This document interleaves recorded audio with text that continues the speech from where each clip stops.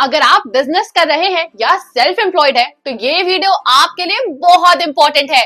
हम GST filing के साथ साथ जीएसटी रजिस्ट्रेशन के बारे में भी बात करेंगे और अगर आप जीएसटी फाइलिंग नहीं करते तो क्या हो सकता है, और एक रियल लाइफ स्टोरी भी शेयर करेंगे जो एक बिजनेसमैन के साथ हुई थी जब उन्होंने अपनी जीएसटी फाइलिंग नेग्लेक्ट की थी।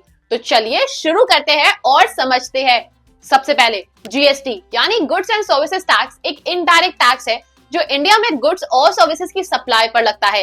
ये टैक्स सिस्टम काफी सिंपल और ट्रांसपेरेंट है क्योंकि पहले जो कई अलग अलग टैक्सेस लगते थे जैसे वैट, एक्साइज ड्यूटी और सर्विस टैक्स, उन सबको एक ही अम्ब्रेला में ला दिया गया है।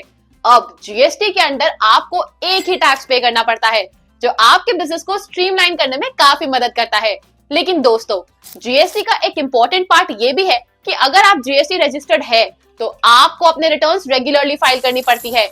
अगर आप अपनी जीएसटी फाइलिंग को इग्नोर करते हैं तो इससे आपको काफी फाइनेंशियल और लीगल कॉन्सिक्वेंसेस का सामना करना पड़ सकता है। अगर आपका टर्नओवर एक सर्टेन लिमिट से ज्यादा है तो आपको जीएसटी रजिस्ट्रेशन की जरूरत पड़ती है। ये लिमिट 40 लाख रुपीस है नॉर्मल कैटेगरी स्टेट्स के लिए और 20 लाख रुपीस है स्पेशल कैटेगरी स्टेट्स के लिए। अगर आपका बिजनेस इस रेंज के अंदर आता है तो आपको जीएसटी रजिस्ट्रेशन लेना बहुत जरूरी है। जब आप जीएसटी रजिस्टर्ड हो जाते हैं तब आपको मंथली या क्वार्टरली अपने जीएसटी रिटर्न्स फाइल करने पड़ते हैं और अपनी सेल्स और परचेजेस की डिटेल्स सबमिट करनी होती है।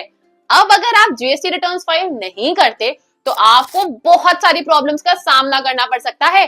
सबसे पहले आपको पेनल्टीज और इंटरेस्ट चार्जेस देने पड़ सकते हैं।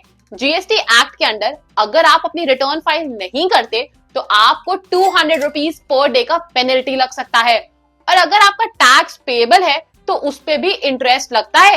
ये पेनल्टी क्विकली एक्यूमुलेट हो सकती है जो आपको फाइनेंशियली बहुत हैवी पड़ सकता है। तो अगर आप लॉन्ग टाइम तक अपनी रिटर्न्स फाइल नहीं करते तो आपका जीएसटी रजिस्ट्रेशन कैंसिल भी हो सकता है।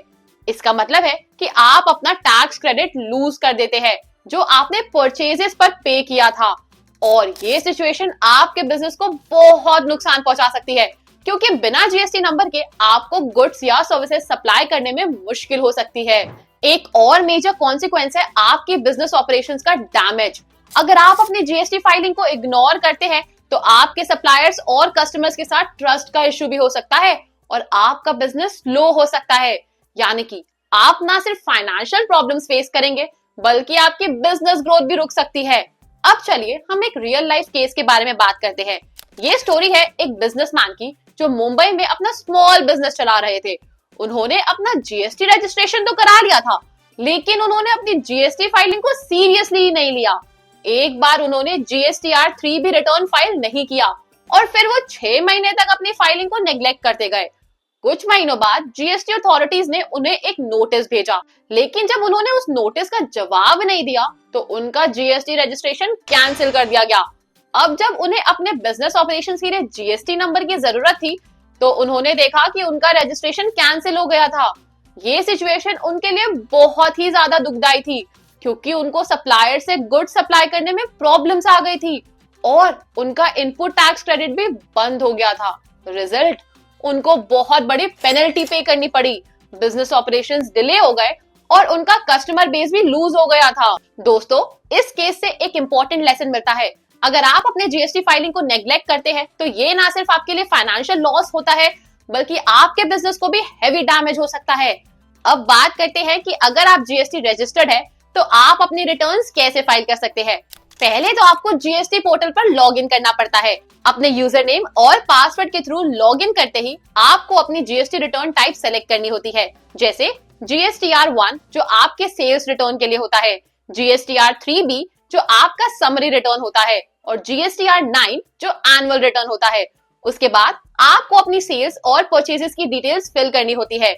अगर आपने किसी को गुड्स या सर्विसेज प्रोवाइड किए हैं तो उनकी डिटेल्स आपको यहाँ फिल करनी होती है।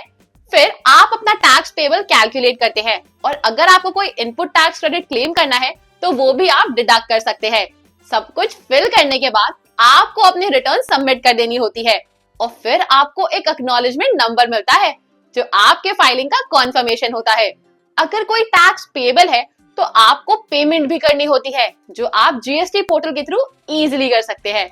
दोस्तों, जीएसटी फाइलिंग थोड़ा कॉम्प्लेक्स लग सकता है, लेकिन अगर आप रेगुलरली अपनी फाइलिंग करते हैं तो आपको ये प्रोसेस काफी सिंपल लगेगा।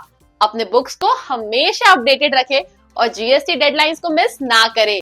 आपको अपने टैक्स कंसल्टेंट से भी मदद लेनी चाहिए अगर जरूरत हो तो।